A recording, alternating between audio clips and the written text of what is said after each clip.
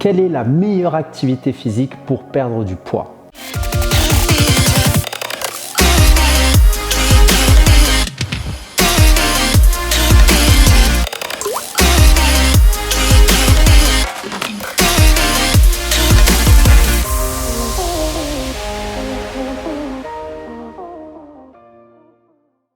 Bonjour, ici Morad Hassani, coach mental et expert en perte de poids durable. Aujourd'hui, dans cette vidéo, nous allons voir ensemble quelle est la meilleure activité physique dans le but de perdre du poids. Mais juste avant, pense à t'abonner en cliquant sur le bouton s'abonner. Mets-moi un like pour booster l'algorithme YouTube afin de diffuser cette vidéo à un maximum de personnes et partage-moi tes retours en commentaire si le contenu t'a plu ou si tu as des questions.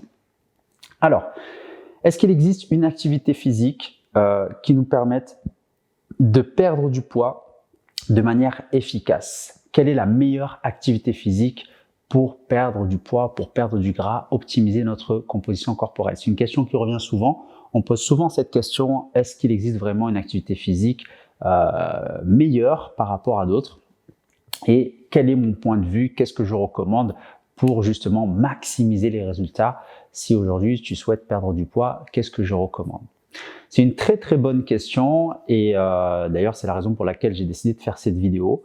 Donc pour moi en fait, il n'y a pas vraiment de meilleure activité physique pour perdre du gras ou perdre du poids, mais cependant il y a des choses à comprendre pour que justement tu puisses toi aussi composer ton activité physique ou du moins composer tes séances pour avoir vraiment le meilleur résultat possible. Alors, l'activité physique, pour moi, je vais le diviser en deux grandes catégories, d'accord? Donc, on a soit une activité physique à but pour renforcer les muscles, donc à but renforcement musculaire, on va solliciter énormément la masse musculaire.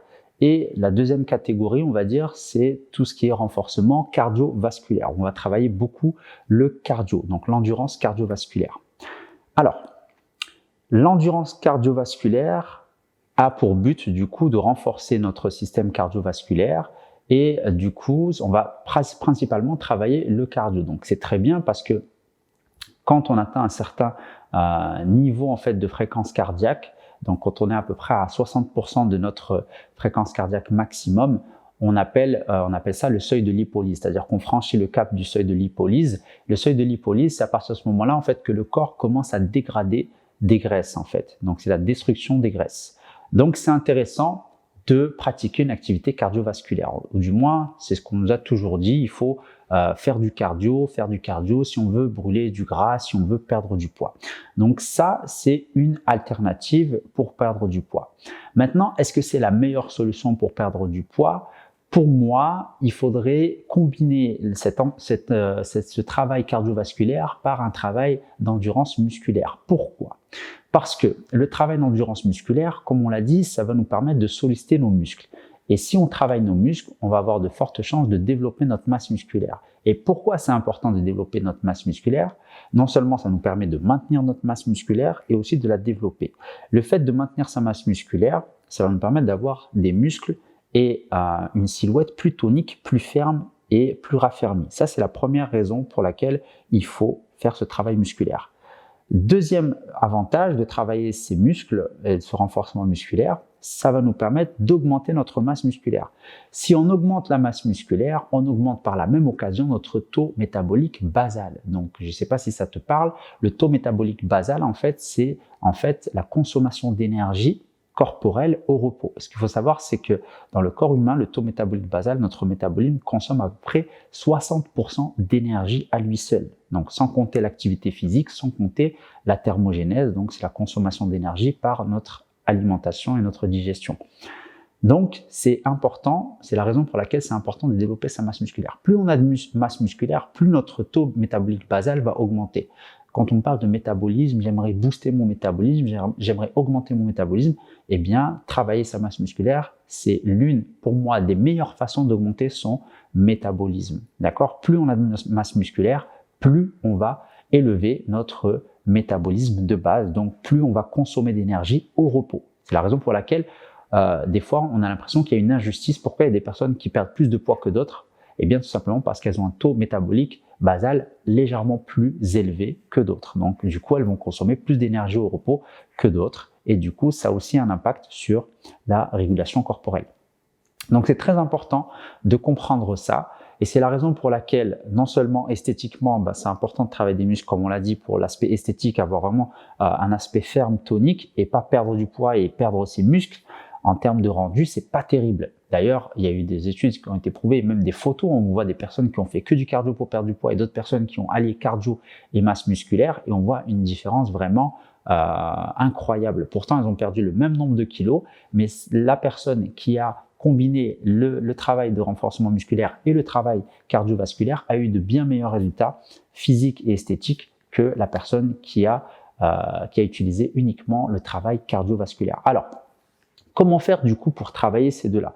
Pour moi, en fait, je recommande parce qu'on peut aussi se poser la question, mais est-ce que si je travaille que la muscu ou est-ce que si je travaille que le cardio, quel est le mieux?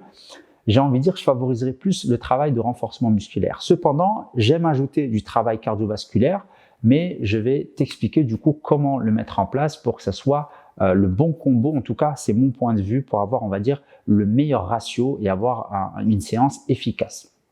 Moi, ce que je recommande de faire, du coup, c'est d'allier le travail d'endurance musculaire avec le travail cardiovasculaire en une seule et même séance.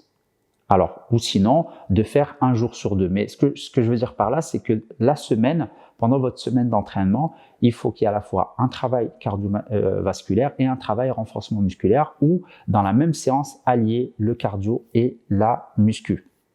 Comment faire? Pas besoin de matériel, honnêtement, juste au poids du corps, ça suffit largement. Donc, c'est sous format de séance HIIT, donc HIIT qui signifie High Intensity Interval Training, donc haute intensité interval training.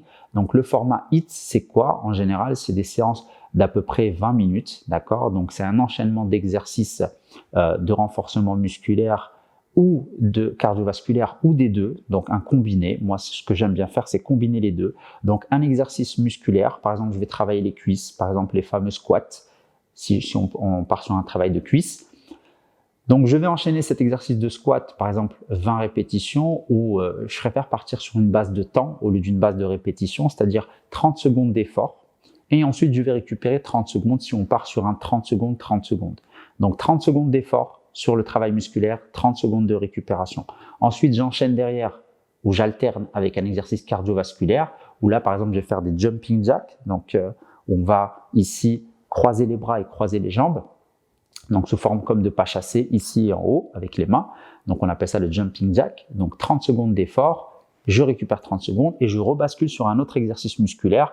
Si par exemple je veux recibler les cuisses, si par exemple cette séance elle est principalement sur les cuisses, ou sinon je peux alterner avec un exercice haut du corps pour laisser reposer les cuisses, etc., etc. Et là vous allez enchaîner des exercices musculaires et cardiovasculaires, un après l'autre, avec un temps de récup à chaque fois, sous forme de circuit, et vous enchaînez les tours jusqu'à faire une séance de 20 minutes.